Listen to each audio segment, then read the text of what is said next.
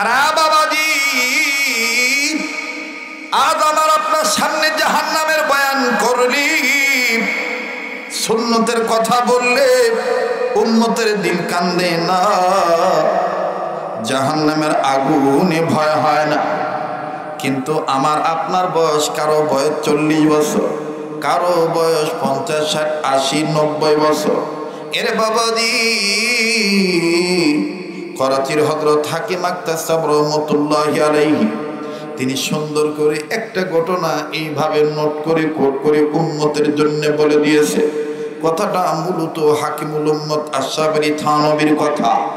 আজ আমি আপনি জাহান্নামের কথা শুনলে কান্দি না, খালি মনে মনে সিদ্ধান্ত নিই এখনো বয়স হয় নাই, বয়স আরো হইলে তারপরে তওবা করব, আর একটু মজা করে নেই।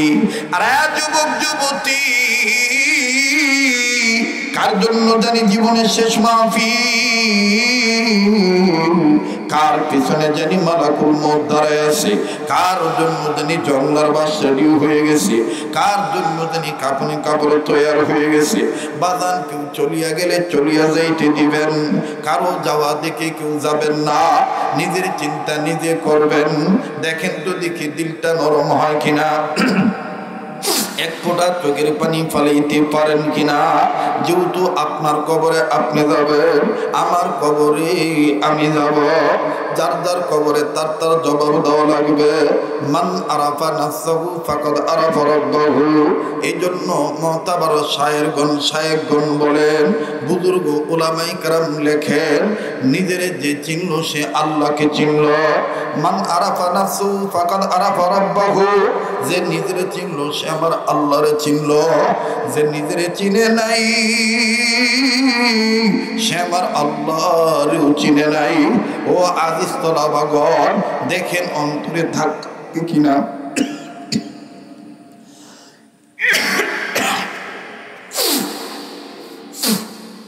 দেখেন অন্তরে ধাক্কা লাগে কিনা, কান্নাকাটি করা যায় কিনা।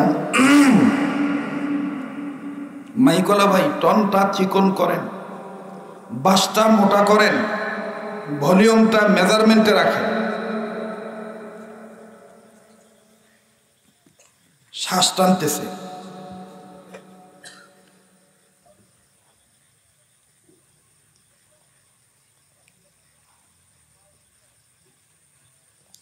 আস্তাগফিরুল্লাহ আস্তাগফিরুল্লাহ আস্তাগফিরুল্লাহ ইন্নাল্লাহা গফুরুর রহিম। বলেন আল্লাহু আকবার, আবার বলেন আল্লাহু আকবার।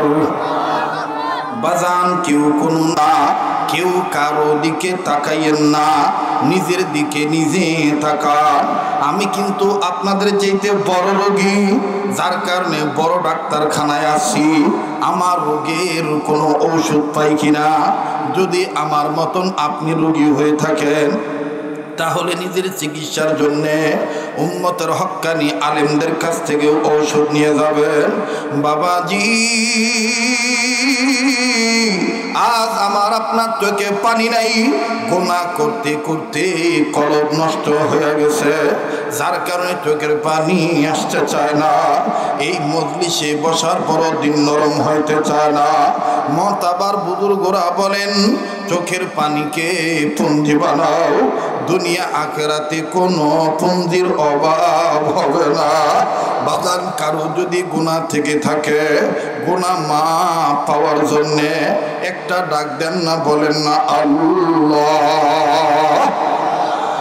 এতগুলো মানুষের ডাকের মধ্যে কেন আল্লাহ পাকের মহব্বতের আওয়াজ হয় না? আমার বাইরে আমি আপনি গুনাহগার হতে পারি, কিন্তু এই ময়দানে কে জানি আল্লাহর ওলি হয়ে বসে আছে। ওই একজন আল্লাহ বলার উসিলায় আমার আল্লাহ আপনারে মাফ করিয়া দিতে পারে। বাদানো মায়া লাগাইয়া আওয়াজ দিয়া বলেন না আল্লাহ, আবার বলেন না আল্লাহ। কেউ কারো দিকে তাকায়েন না বাজান, নিজের দিকে নিজে চিন্তা করে। আমার বন্ধুগণ, নাকটার মধ্যে আল্লাহওয়ালাদের গ্রাম পাইতেছি। এই ময়দানে যেদিকে তাকাইতেছি ওই দিকে শুধু নূর আর নূর দেখতে পাচ্ছি। বাজান, আপনারা আমাকে মাফ করিয়া দিবেন। এক সময় তো বয়ানের মাধ্যমে খুব গান ছন্দ রসিকতা অনেক মজার মজার কথা বলতাম।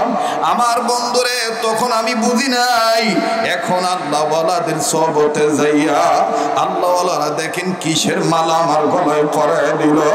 দুনিয়া কিন্তু থাকার জায়গা না, এই দুনিয়ায় কেউ চিরদিন থাকতে পারবো না। আদো বাদান যখন মাগরিবের নামাজের পরপর ইশার আজানের পরপর বাসায় কথা বলতেছিলাম, ছেলেটা আমার সাথে কথা বলতেছে না, অভিমান করে। জিজ্ঞেস করলাম কি হয়েছে? আমার বন্ধুগণ ওর আম্মু বলতেছে 2 দিন ধরে আপনাকে দেখে না, এই জন্য আপনার সাথে অভিমান করছে, কথা বলবে না। এক পর্যায়ে যখন ধমক দিলাম, হঠাৎ করে ছেলেটা কান্দুনা ভাব নিয়া ডাক দিয়ে বলে, আব্বু তুমি কবে আসবা? আমি বললাম কেন আব্বু? আব্বু আমি নতুন জামা পরেছি, তোমাকে না দেখাইলে আমার ভালো লাগে না। আমি ডাক দিয়ে বললাম, আব্বু রে তুমি জামা পরিও, মাদ্রাসায় যাইও, তবে জামা পরার পর আর তুমি সূরা ইখলাস পড়বা, সূরা ফালাক পড়বা, সূরা নাস পড়বা। তোমার আম্মু বলতেছে তোমাকে নাকি অমুক পুত্রের মতন দেখা যায়। ও আব্বু তুমি পড়িও। ছেলেটা ডাক দিয়ে বলতেছে তোমার অপেক্ষায় থাকলাম, তুমি আসবা, এরপরে আমি পড়ব। বাদানো আমি কোনো মতন মোবাইলটা রেখে দিলাম, কিন্তু যদিও তাকে ইন্তজারে থাকতে বললাম, ছেলেটা আমার ইন্তজারে রইল। মোবাইলটা রাখার পর মনের ভিতরে একটা ভয় ঢুকে গেল। আমার ছেলে মেয়ে আমার অপেক্ষায় রইল, আমার আব্বু আসবে, আব্বুর সামনে কাপড় পরে আব্বুকে দেখাবো। আমার ভাইরে এমন তো হইতে পারে আমি আর জিন্দা নাও যাইতে পারি, আমার লাশ ঢাকাই যাইতে পারে, আমার চোখ বন্ধ মুখ বন্ধ, আমার বাইরে আমার নড়াচড়া বন্ধ দেখে, আমার শরীর ঢাকা দেখে আমার ছেলে মেয়ে চিৎকার দিয়ে কাঁদিয়া বলতে পারে, আম্মু আব্বু কেন বাইরে, আব্বু কেন চোখ খোলে না, আব্বু কেন আমাদের আব্বু আম্মু বলে ডাক দেয় না। আমার ভাইরা আমার বন্ধুরে আমার আপনার সামনে কিন্তু এই অবস্থা রয়ে গেছে। ও পর্দা নিশিন মা বোনেরা, কোন ঘরে ঢুকিয়ে তুমি এইভাবে আল্লাহকে ভুলিয়ে গেলা?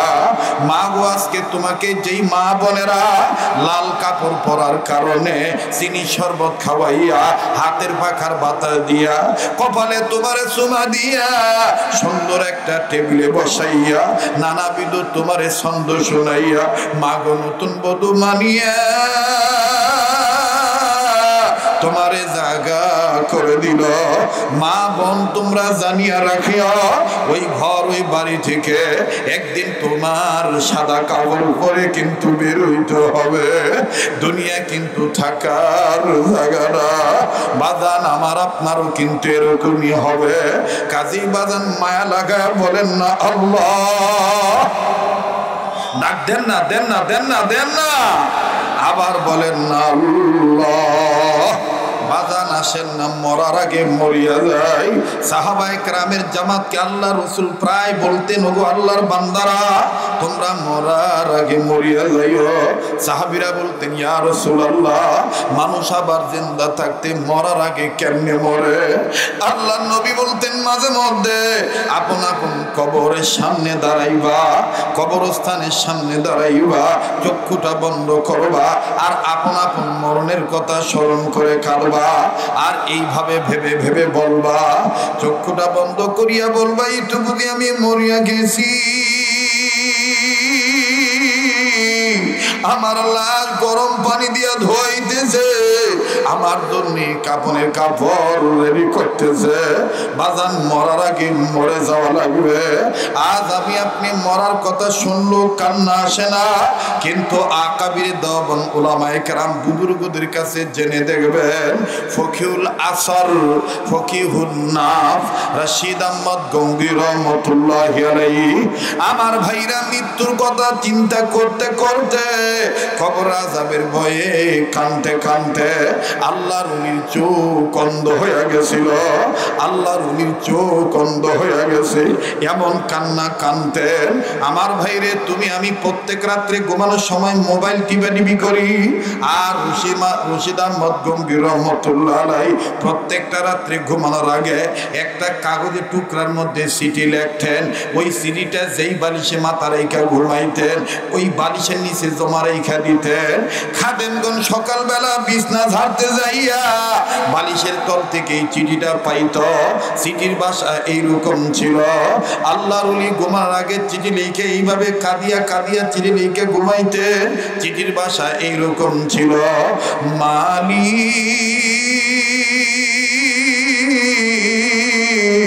এই যে আমি ঘুমাবো, না জানি এই ঘুম আমার জীবনের শেষ ঘুম।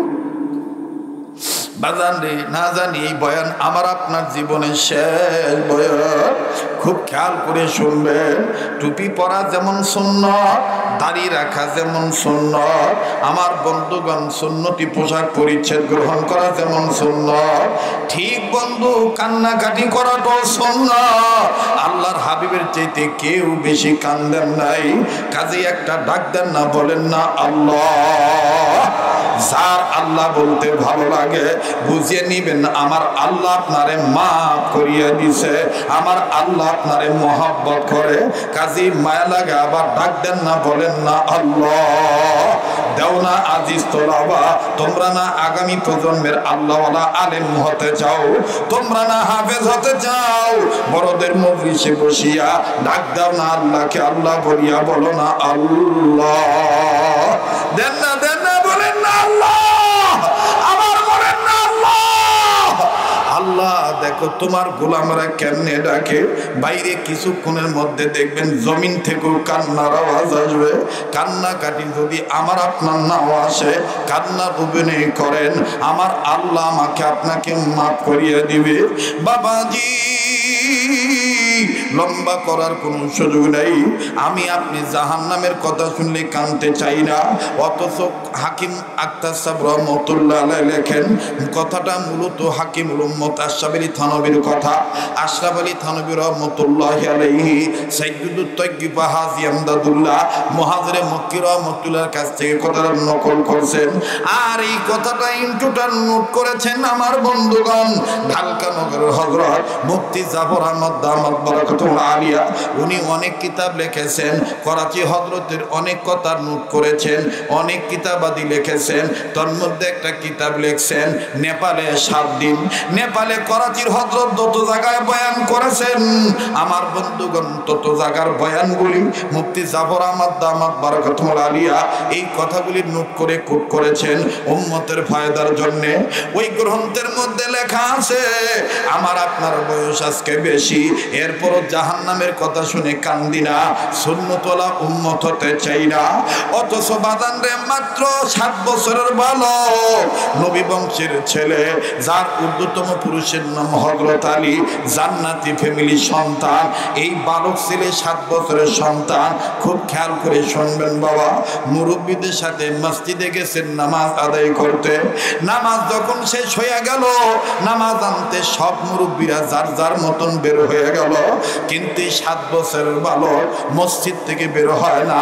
সব মুরব্বীরা যখন একে একে চলে গেল, 7 বছরের ছেলেটা কেবলামুখী হইয়া 2 হাত বুক বরাবর তুলিয়া চোখের পানি ছাড়িয়া আল্লাহর দরবারে কান্দার বলে, আল্লাহ আমাকে জাহান্নামের আগুনে জ্বালাইয়েন না, আমি জাহান্নামের আগুন সইতে পারবো না। 80 বছর 90 বছর 70 বছরের মুরব্বীরা যাইতে যাইয়া আবার রিটার্নে আসতেছে। একজন আর একজনকে ডাক দিয়ে বলতেছে, জীবন ভর কত কান্নাকাটি করলাম, কিন্তু জাহান্নামের আগুনের ভয়ে এইভাবে কোনোদিন কান্নাকাটি করি নাই। এই বালক ছেলেটার উপর তো নামাজ ফরজ হয় নাই, এখনো চুল দাড়ি গজায় নাই, মুখ গজায় নাই, ও এই বয়সে জাহান্নামের আগুনের কি বুঝিয়া ভয়ে কান্দে। দেখি মোনাজাত শেষ হোক, এই 7 বছরের বালককে আমরা জিজ্ঞাসা করব? বাজানে বারবার বলতেছি, জীবনের শেষ বয়ান মনে করে বয়ান করছি। এইবার বাজান মোনাজাতের মধ্যে চিৎকার দিয়ে দিয়ে কান্দার বলে, আল্লাহ আমাকে তুমি জাহান্নামের আগুনে জ্বালাইও না আল্লাহ, আমি জাহান্নামের আগুন সইতে পারবো না। এইভাবে কান্দে কান্দতে কান্দতে আমার বন্ধুগণ জমিনে ঘোরাঘুরি পাইতেছে।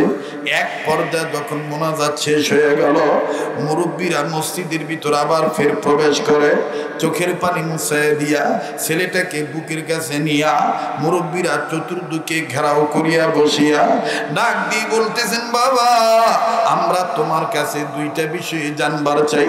ও বাবা, তোমার তো এখনো দাড়ি ওঠে নাই, তোমার তো এখনো মুছো গজায় নাই। বাবা, তোমার বংশের ঊর্ধ্বতম পুরুষের নাম হযরত আলী, যেই আলী রাদিয়াল্লাহু তাআলা আনহু বেশক জান্নাতি, কোনো সন্দেহ নাই। দুনিয়াতে জিন্দা অবস্থায় জান্নাতের টিকিট পাইছে। ও গো আমার আব্বু, কিন্তু তুমি এই বালক মানুষ, নাবালেগ সন্তান, এখনো তোমার উপর নামাজ ফরজ হয় নাই। বাবা, তুমি জাহান্নামের আগুনের ভয়ে কি বুঝিয়া কান্দ? এই বালক ছেলে ডাক দিয়ে বললেন, মুরব্বীরা আমি 2 কারণে জাহান্নামের আগুনের ভয়ে কান্দি। 1 নম্বর কান্নার কারণ হইল আমি আমার আল্লাহর মহব্বতে কান্দি। বলে এই মহব্বতটা তুমি কেমনে বললা? বলে কোরআনে আছে, ওয়াল্লাযিনা আমানু আশাদ্দু হুব্বান লিল্লাহ। ইমানদাররা সবচাইতে আল্লাহকে বেশি ভালোবাসে, সবচাইতে আল্লাহকে বেশি ভালোবাসে ইমানদার বান্দারা। মুরব্বীরা এই ভালোবাসার প্রমাণ আমি পাইছি কোরআনের আরেক আয়াত দ্বারা। আল্লাহ ইমানদার বান্দা বান্দীদের ডাক দিয়া বলছেন, ইয়া আইয়ুহাল্লাযীনা আমানু কু আনফুসাকুম ওয়া আহলিকুম নারা। ইমানদার বান্দারা তোমরা নিজেরা জাহান্নামের আগুন থেকে বাঁচাও, নিজেদের অধীনে যারা আছে তাদেরকেও জাহান্নামের আগুন থেকে বাঁচাও। ও গো আমার মুরব্বী বাবারা, আল্লাহ পাকের এই ডাক শুনিয়া আমার মন বলেছে, সাক্ষী দিয়েছে, আমি ঈমান আনার কারণে আমার মায়ের চাইতে, আমার বাবার চাইতে, আমার বোনের চাইতে, আমার ভাইয়ের চাইতে, আমার দেশের মানুষের চাইতে আমার আল্লাহ আমারে বেশি ভালোবাসে। এই জন্য আমি আমার আল্লাহর মহব্বতে কান্দি। আবার বলো, তুমি বলো 2 নম্বর তুমি কিসের জন্য জাহান্নামের আগুনের ভয়ে কান্দ? মুরব্বীরা ডাক দিয়ে বলার পর এই বাচ্চা ছেলেটা বলতেছেন, মুরব্বীরা আমি 2য় নম্বর কান্নার কারণ হইল ওই একই আয়াতে আল্লাহ পাক সামনের দিকে বলেছেন, ওয়াকুদুহান নাস ওয়াল হিজারা। ওই জাহান্নামের আগুন থেকে ইমানদার নিজে বাঁচাও, অধীনস্থদেরকে বাঁচাও। যে জাহান্নামের আগুনের লাকড়ি হবে মানুষ আর পাথর। মুরব্বীরা আমি ছোট হই আর আপনারা বড় হন, আপনাদের গায়ে যে রক্ত আমার গায়ে সেই রক্ত, আপনাদের গায়ে যে চামড়া আমার গায়ে সেই চামড়া। আমি মানুষ, আমি আমার মাওলা পাকের মহব্বতে আর জাহান্নামের আগুনের ভয়ে এই মানুষ শব্দটা দেখিয়া কান্দি। মুরব্বীরা ডাক দিয়ে বলেন, বাবারে এই মানুষ তো তোমার মতন নাবালেগ বাচ্চার কথা বলা হয় নাই, আমাদের মতন বড় বড় আদমির কথা বলা হয়েছে, আমাদের মতন বড় বড় মানুষের কথা বলা হয়েছে। এইবার দেখেন এই নাবালেগ বাচ্চাটা 7 বছরের ছেলেটা কি জবাব দেয়? আল্লাহু আকবার, আল্লাহু আকবার।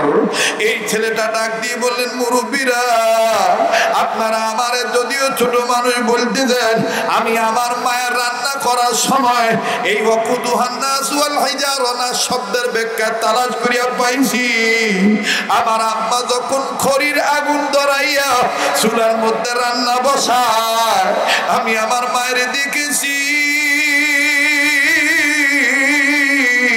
আমার মা কোনদিন বড় খড়ির গায়ে আগে আগুন ধরায় নাই।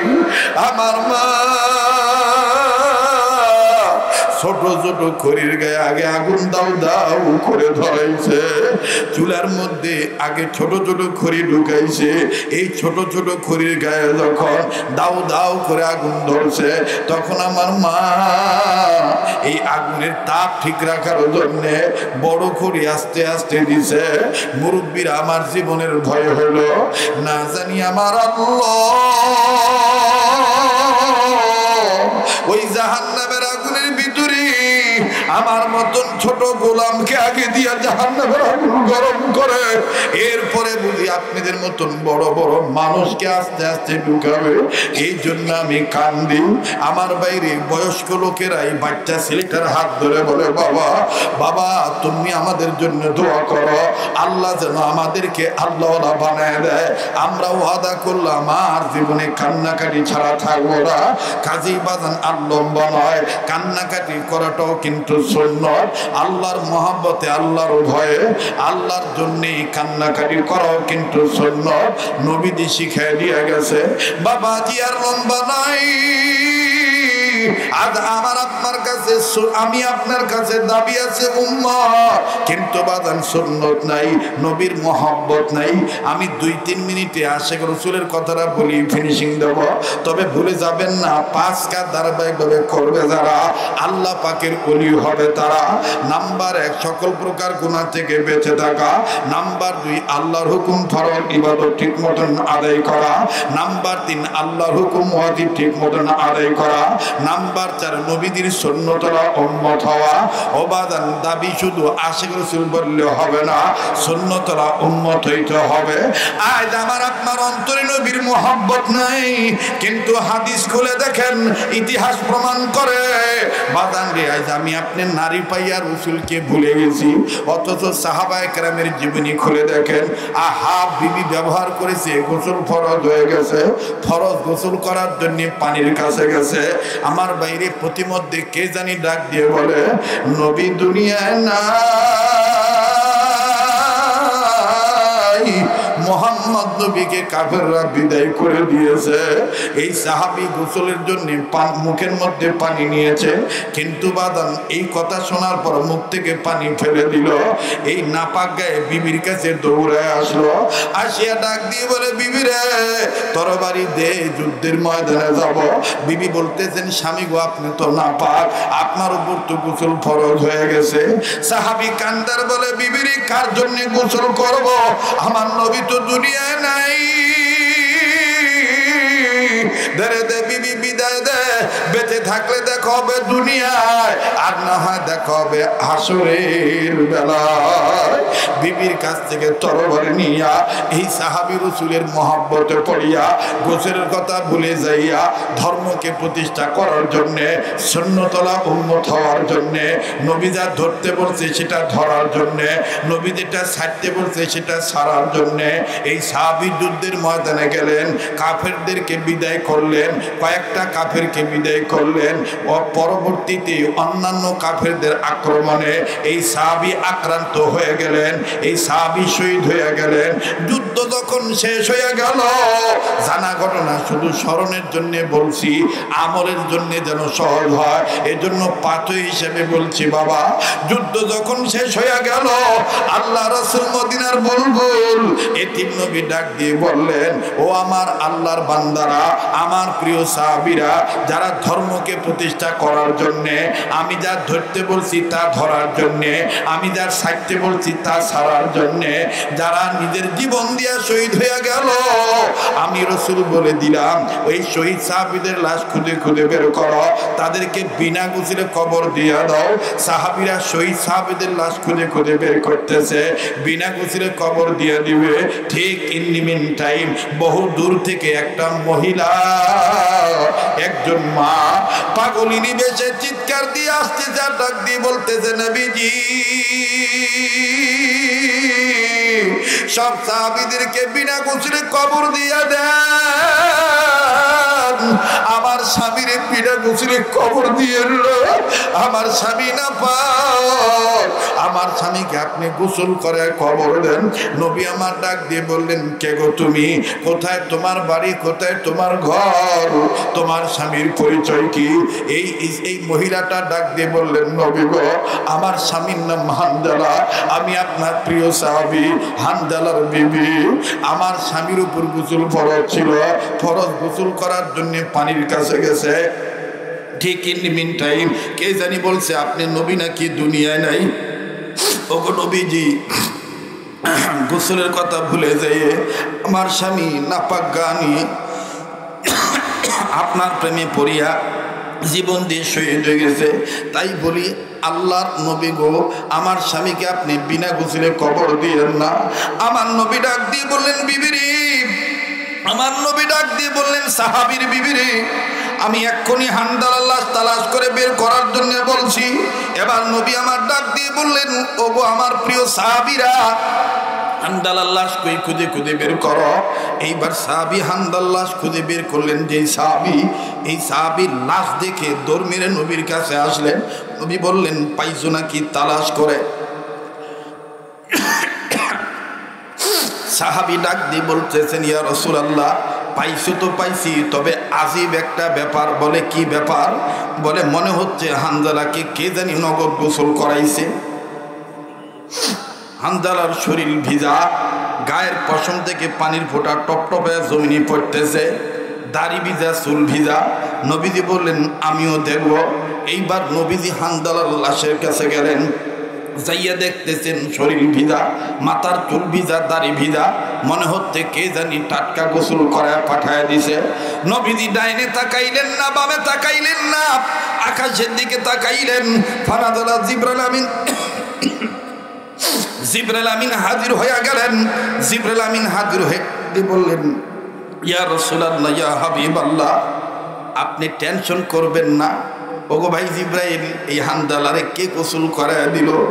জিবরাইল বললেন, ইয়া রাসূলুল্লাহ, যেই হানজালা ধর্মকে প্রতিষ্ঠা করার জন্য, আপনি যেটা ধরতে বলছেন সেটা ধরার জন্য, আপনি যেটা ছাড়তে বলছেন সেটা ছাড়ার জন্যে, দিনের রশিকে আঁকড়িয়ে ধরার জন্যে, আপনার মহাব্বতে পড়িয়া গোসলের কথা ভুলে যাইয়া যেই হানজালা জীবন দিয়া শহীদ হইতে পারল, আমার আল্লাহ ওই হানজালার লাশ আসমানের উপরে উঠাইয়া জান্নাতের পানি দিয়া গোসল করাইয়া আপনার কাছে পাঠাইয়া দিছে। নবীজি ডাক দিয়ে বললেন, সাহাবীরা, যাইও না, হানজালার লাশের কাছে যাইও না, আল্লাহ পাক তার জিম্মাদারি নিয়ে নিছে। বাজান, এই কথাটাই উম্মতের আলেমগণ বলেন, 4 নাম্বার যারা নবীজির সুন্নত ওয়ালা হবে, হাসরের ময়দানে দুনিয়াতে যারা নবীজির সুন্নত ওয়ালা উম্মত হবে, হাসরের ময়দানে তারা নবীজির শাফায়াত পাবে।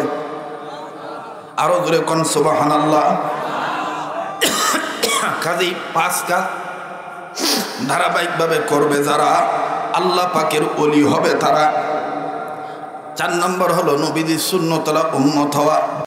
ইন্নামা ইয়াখশাল্লাহ মিন ইবাদিহিল উলামা।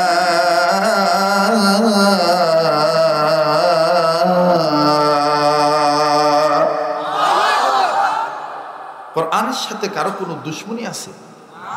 কোরআন শুনলে মুমিনের ঈমান বাড়ে না কমে? আওয়াজ করে বলেন, বাড়ে না কমে? إنما المؤمنون الذين إذا ذكر الله وجلت قلوبهم وإذا تليت عليهم آياته زادتهم إيمانا وعلى ربهم يتوكلون. ای بیدادر حفظ قرآن گوش در، جاگ شادی نیست دنیا گوش در. ای بیدادر حفظ قرآن گوش در، جاگ شادی نیست دنیا گوش در. خواندن قرآن بود ذکر لسان، هر که رائی نیست هست اج مفلسا. बोलो अव्वल अलिफ बा ता न खानी जे कुरान दर से खानदान कई तो आनी وَإِذَا تُلِيَتْ عَلَيْهِمْ آيَاتُهُ زَادَتْهُمْ إِيمَانًا আল্লাহ বলেন ওগো নবী মুমিনগণের সামনে যখন কোরআন তেলাওয়াত করা হয় মুমিনগণের দিল আমি আল্লাহর ভয়ে নড়ে ওঠে তাদের কাছে থাকা ঈমান বেড়ে যায় এখন বলেন যাদের ঈমান বাড়ে তাদের জবান দিয়ে আল্লাহু আকবার আওয়াজ আসতে হয় না জোরে হয় তো কই জোরে বলছেন একটু জোরে বলেন তো আল্লাহু আকবার পিছনে ভাইরা বলেন তো আল্লাহু আকবার না না আপনারা না পিছনে ভাইরা বলেন না আল্লাহু আকবার এবার পিছনে ভাইরা চুপ থাকেন সামনের ভাইরা বলেন তো আল্লাহু আকবার এবার সামনের ভাইরা পিছনের ভাইরা মিলে জিলে বলেন তো আল্লাহু আকবার আচ্ছা আল্লাহু আকবার এটা কি কোনো দলীয় স্লোগান এটা কোনো পীর সাহেবের বানানো আল্লাহু আকবার বলতে হবে নির্দেশ কার বলে না কথা বলে না নির্দেশ কার আল্লাহ নিজে তার হাবিবকে ডেকে বলেছেন ইয়া আইয়ুহাল মুদাথথির কুম ফাআনদির ওয়া রাব্বাকা ফাকাব্বির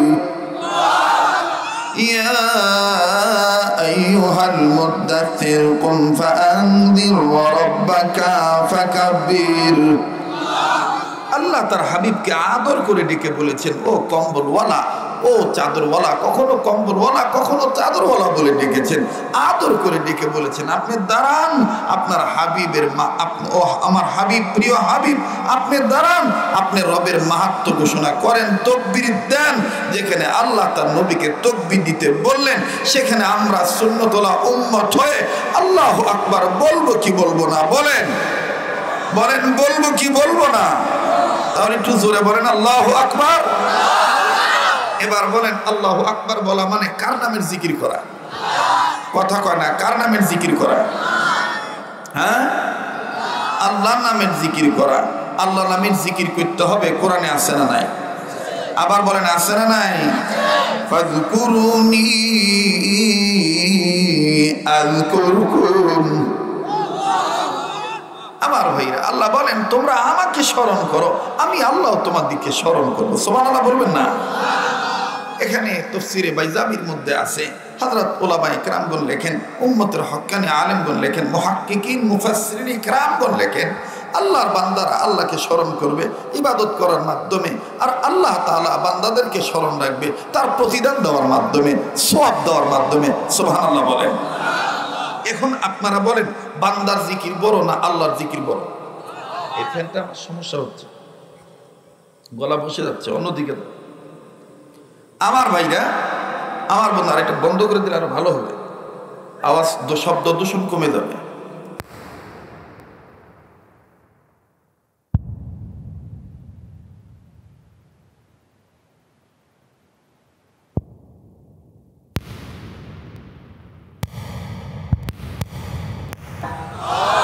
হাদিস তেলাওয়াত দেখতেছি তোমরা কোরআন পড়তে জানো না নাকি তো কোরআনের তেলাওয়াত করো আল্লাহ বরকত দিবে ইনশাআল্লাহ ওয়ালা যিকরুল্লাহি আকবার আল্লাহ বলেন আমার জিকির বড় দেখেন আল্লাহর জিকির কেমনে বড় সুবহানাল্লাহ সুবহানাল্লাহ তাফসীরের কিতাবে আছে কোন বান্দা যখন একবার বলে আল্লাহু আকবার আল্লাহ তাআলা সাথে সাথে জবাব দিয়ে বলে বান্দা যখন বলে একবার বলে আল্লাহ আপনি সবার বড় আল্লাহ তাআলা সাথে সাথে জবাব দিয়ে বান্দা তুমিও বড় আর আস্তে কোন সুবহানাল্লাহ বান্দা যখন ফের দ্বিতীয়বার কয় আল্লাহু আকবার আল্লাহ তাআলা দ্বিতীয়বার জবাব দিয়ে বান্দা তোমার বাপ মাও বড় বান্দা যখন আবার তৃতীয়বার কয় আল্লাহু আকবার আল্লাহ তাআলা তৃতীয়বার জবাব দিয়ে বান্দা তোমার দাদা দাদিও বড় বান্দা যখন আবার বলে আল্লাহু আকবার আল্লাহ তাআলা চতুর্থবার জবাব দিয়ে বান্দা তুমি যে মিল্লাতের সন্তান এই মিল্লাতের গর্বিত পিতা আমার খলিল ইব্রাহিম নবীও বড়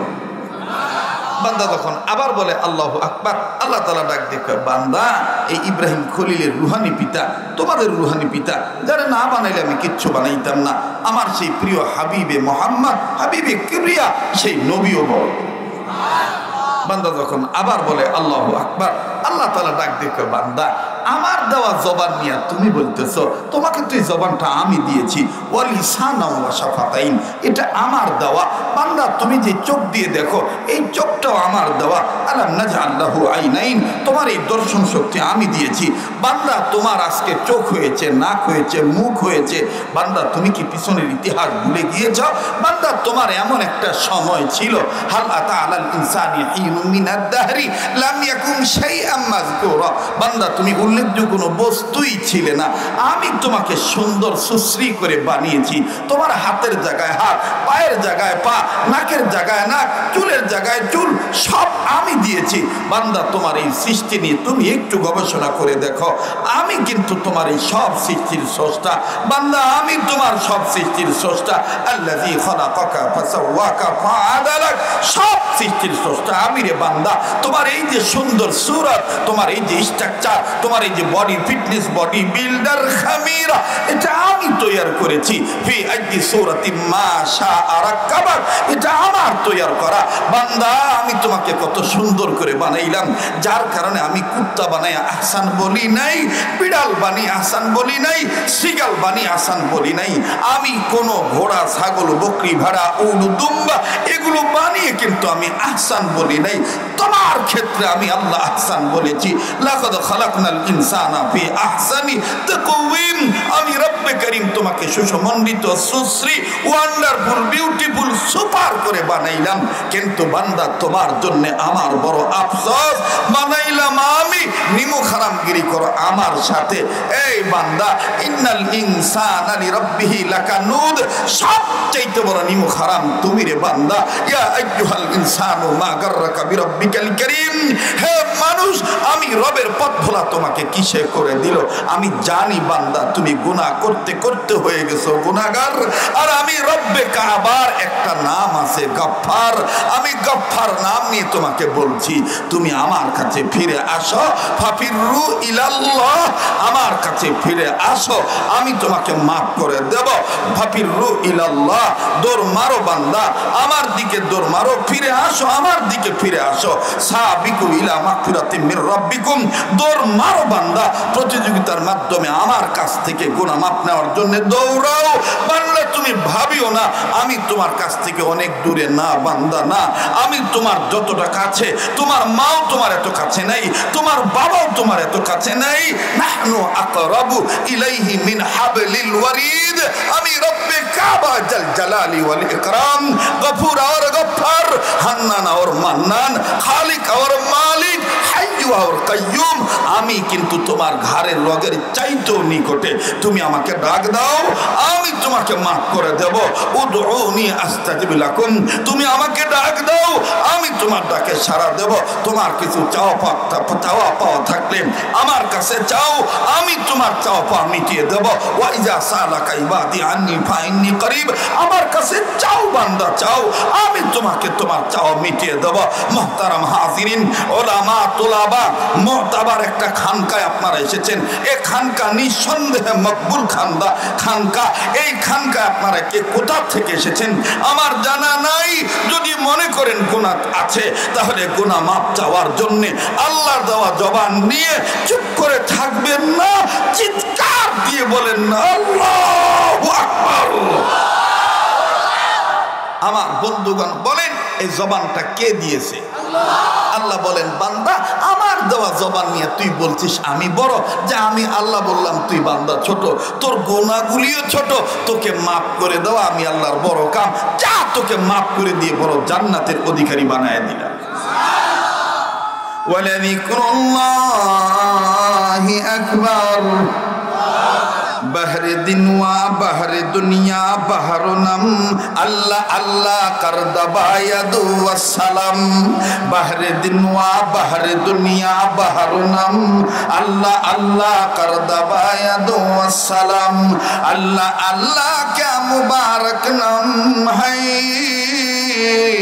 अल्लाह अल्लाह मोमिनों का, गुलामों का, आशिकों का, मुजाहिदों का काम है।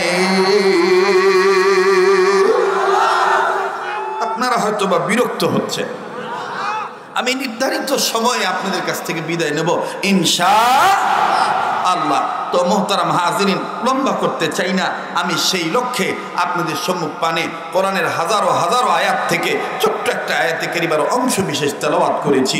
আল্লাহ পাক বলেন, বান্দারে আমি তোমাদেরকে নির্দেশ করতেছি, তোমাদের রসুল তোমাদেরকে যা ধরতে বলে তোমরা সেটা ধরো, যা ছাড়তে বলে সেটা তোমরা ছাড়ো। নবী আমাদেরকে যা ধরতে বলছেন আমরা সেটা কি করব? কথা বলে না, কি করব? যেটা ছাড়তে বলছেন সেটা কি করব? রাসূলের নির্দেশে ধরা আর ছাড়া এটা মেনে নেওয়ার নামই ইবাদত। এটা মেনে নেওয়ার নামই কি? যারা বলেন কি?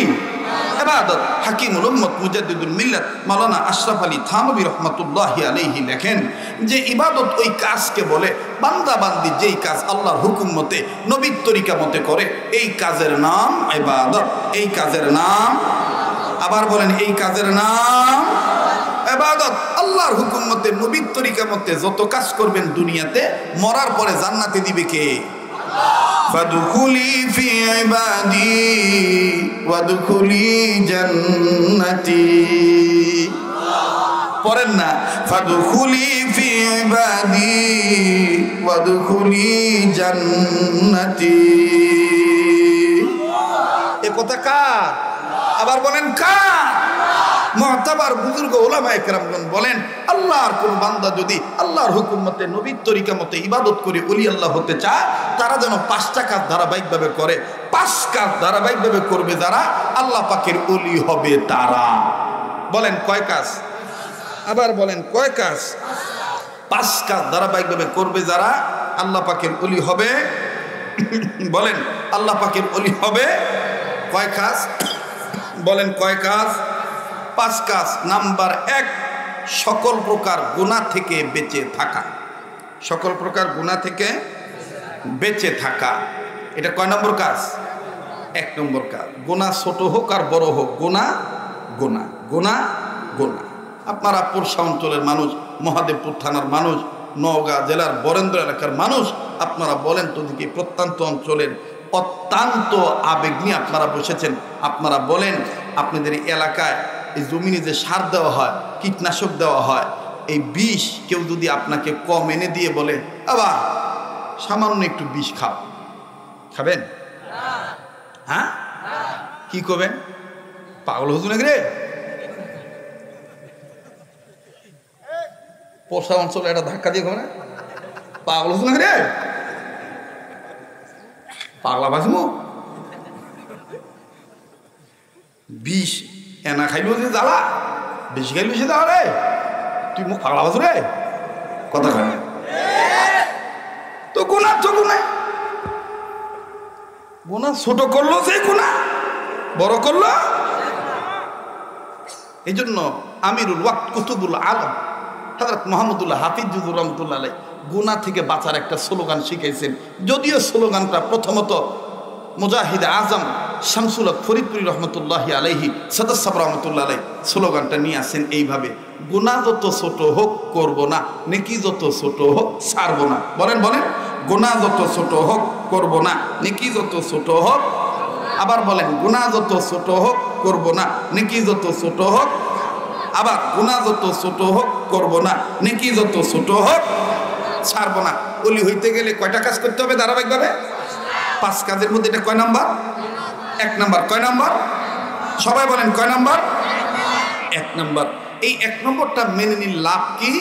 হযরত উলামায়ে কেরামগণ লেখেন, যেই ব্যক্তি আল্লাহর ভয়ে আল্লাহর মহব্বতে সকল প্রকার গুনাহ থেকে বেঁচে থাকবে, আল্লাহ পাক তাকে জাহান্নাম থেকে মুক্তি দিয়ে দিবে।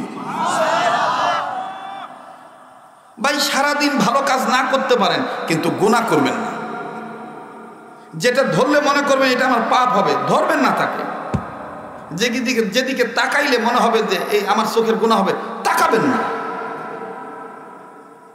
দেখবেনই না তাকে। গুনাহ থেকে বাঁচতে গেলে গুনার আসবাব থেকে দূরে থাকতে হবে। করাচির হযরত হাকিম আখতার সাহেব রহমতুল্লাহ আলাইহি দেখেন যে গুনাহ থেকে বাঁচতে গেলে গুনার আসবাব থেকে দূরে থাকতে হবে। কোনো ছেলে মেয়ের সাথে কথা বলতে গেলে যদি আপনার নফসের গোলামি করার জন্য আপনার নফস আপনাকে ধাক্কা দেয়, ওই ছেলে মেয়েকে ধাক্কা দিয়ে দূরে সরাবেন। যাবা,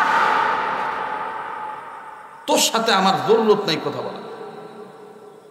তাতে সমাজের মানুষ আপনাকে খারাপ বলবে যে হুজুরটার ব্যবহার খারাপ, লোকটার ব্যবহার ভালো না। না না, আপনি যা করেছেন আল্লাহর জন্য করেছেন। লোকে আপনাকে খারাপ বলে বলুক, আপনার আল্লাহ আপনাকে ভালো বললেই যথেষ্ট। কথা বলেন ঠিক কিনা? মোহতারাম হাজিরিন, আমার ভাইরা, আমার বন্ধুগণ, 5 কাজের মধ্যে নাম্বার 1 হলো সকল প্রকার গুনাহ থেকে বেঁচে থাকা। আল্লাহ পাক এই নসিহতটা আগে আমাকে মানার তৌফিক দান করেন, এরপরে সাথে সাথে আপনাদের সবাইকে আল্লাহ কবুল করেন। আল্লাহ আমাদের সবাইকে কামেলে ইসলাম দান করেন। মোহতারাম হাজিরিন, 5 কাজের 1 নম্বরটা গেল, বাকি থাকলো কয়টা? 4টা। নাম্বার 2, কষ্ট হচ্ছে নাকি বা কোনো সমস্যা হচ্ছে? নাম্বার 2, আল্লাহর হুকুম ফরজ ইবাদত ঠিক মতন আদায় করা। আল্লাহর হুকুম ফরজ ইবাদত ঠিক মতন আদায় করা। নাম্বার 3, আল্লাহর হুকুম ওয়াজিব ঠিক মতন আদায় করা। এই 2 আর 3 কোন বান্দাবান্দি যদি ধারাবাহিকভাবে আদায় করে, উম্মতের আলেমগণ বলেন যে আল্লাহ পাক তাকে জান্নাত দান করে দিবে। বাকি থাকলো কয়টা? বলেন কয়টা? 2টা। নাম্বার 4, কাগজ কলম থাকলে লিখে নেন, মোবাইল থাকলে অডিও রেকর্ড করে নেন, আর মাথার নিজের মগজ যদি ভালো থাকে, মেমোরি থাকে, তাহলে মুখস্থ করে নেন। আমি আবারও বলছি, 5 কাজ ধারাবাহিকভাবে করবে যারা, আল্লাহ পাকের ওলি হবে। নাম্বার 1, সকল প্রকার গুনাহ থেকে বেঁচে থাকা। নাম্বার 2, আল্লাহর হুকুম ফরজ ইবাদত ঠিক মতন আদায় করা। নাম্বার 3, আল্লাহর হুকুম ওয়াজিব ঠিক মতন আদায় করা। নাম্বার 4, নবীজির সুন্নতওয়ালা উম্মত হওয়া। নবীজির সুন্নতওয়ালা উম্মত হওয়া। ওই যে ওই কথাটা, আল্লাহর কথা, ওয়ামা আতাকুমুর রাসূলু ফাখুযুহু ওয়ামা নাহাকুম আনহু ফান্তাহু। রঙ্গে সুন্নত রঙ্গে ইদ্দালে বুয়াদ, সিবগাতুল্লাহি নফসে ইদ্দালে বুয়াদ। সিবগাতুল্লাহি ওয়া মান আহসানু মিনাল্লাহি সিবগা ওয়া নাহনু লাহু আবিদুন।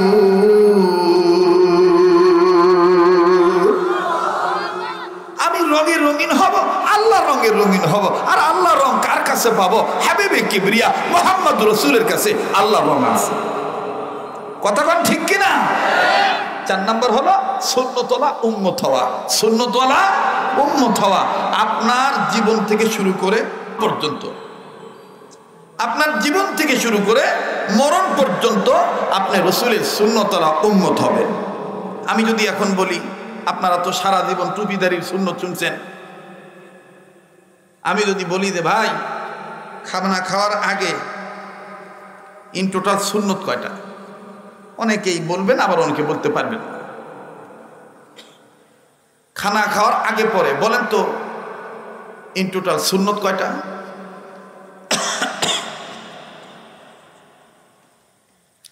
দেখ, আমি দেখেন আমার ভুল আছে কিনা।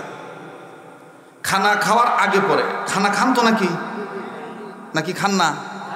হয় না, খান না? খানা খাওয়ার আগে এবং পরে ইন টোটাল সুন্নত হলো 17টা। কয়টা? যদি বলি কয়টা মানে, জবাব দিবি যে কোনো মতন বিসমিল্লাহ কই হুজুর, কোনো মতন। খানা খাওয়ার আগে পরে ইন টোটাল সুন্নত কয়টা? 17টা। এই 17টার মধ্যে একটা আছে দস্তরখানা বিছানো, একটা আছে আমার বন্ধুগণ বিসমিল্লাহ পড়া, এরপরে হাত দোয়া আছে না নাই? কয়াত দোয়া? ওই কয় এক হাত। আমার দেশের তো কিছু লোক আছে 1 হাত ধোয়, তাও 1 হাতও পুরা ধোয় না, কোনো মতন আঙ্গুলের মাথা ধোয়। আবার কেউ হাত ঘুষা খায়। ঘুষা বোঝেন মানে ডইলা খায়। কি পাকুচ ভাই, মানে কি আনদিস রে, কোন মতন ডইলা খায়। আহা, উম্মত আছে সুন্নত নাই। উম্মত আছে সুন্নত। এই 17টা সুন্নতের মধ্যে একটা সুন্নত আছে, খানা খাওয়ার আগে পরে 2 হাত কবজি পর্যন্ত ধৌত করা। কয় হাত? কোন পর্যন্ত? একটু দেখান আমলি মস্ক, কোন পর্যন্ত? কবজি পর্যন্ত। রসুলের প্রত্যেকটা সুন্নতের মধ্যে বারাকা আছে। এই 4 নাম্বার সুন্নতটা আবু দাউদ শরীফের হাদিস। খানা খাওয়ার আগে পরে সারা ঘন্টার ওয়াজ তো মনে থাকবে না, এই একটা কথা দেখে আপনি মনে রাখতে পারেন, অনেক বরকত হবে। বলবো কি? আবু দাউদ শরীফের হাদিস। রসুল বলেন, আমার কোন উম্মত যদি খানা খাওয়ার আগে পরে 2 হাত কবজি পর্যন্ত ধৌত করে, বলেন কখন কখন? কয় হাত? কোন পর্যন্ত? কবজি পর্যন্ত ধৌত করে আগে পরে, তাহলে তার ফায়দা কি কি হবে? 3টা ফায়দা হবে। নাম্বার 1, মরণ পর্যন্ত এই বান্দাবান্দিকে কোনো ধরনের বড় ধরনের মরণ ব্যাধি, মহামারী, রোগ তাকে স্পর্শ করতে পারবে না। করোনা, ওমিক্রন ভাইরাস, এর কিচ্ছু হবে। নাম্বার 2, যতদিন বেঁচে থাকবে আল্লাহ পাক তাকে অভাব মুক্ত জীবন দান করবে। তার যদি ঋণ থাকে, আল্লাহ গায়বী নুসরত দ্বারা তার ঋণ পরিশোধ করার ব্যবস্থা করে দিবে। নাম্বার 3, সুন্নতলা উম্মত হওয়ার বরকতে যেদিন মারা যাবে, কালেমা পড়তে পড়তে মারা যাবে। শেষ ভালো যা, শেষ ভালো যা। তাহলে বলেন, এই 3টা জিনিস আমি আপনি চাই কি চাই না? আবার বলেন, চাই কি চাই না? কিন্তু আফসোস, আজকে আমি উম্মত আছি, সুন্নত নাই, যার কারণে আমার ঘরে শান্তি নাই, আমার চেহারায় নুন নাই, অথচ দাবি করি আমি আশিক রাসূল। মুসলমান ভাইরা রে আমার, অল্প সময়ের মধ্যে যত কথা বলে ফিনিশিং দিয়ে বিদায় নিয়ে চলে যাব। জীবনের শেষ বয়ান মনে করে বয়ান করছি, এটা জীবনের শেষ বয়ান হইতে পারে। মনে রাখবেন, প্রতিটি কাজ করার আগে 3টা কথা আপনি জীবনভর মনে রাখবেন। নাম্বার 1, হায়াত আমার সীমিত। নাম্বার 2, মরণ আমার অবধারিত।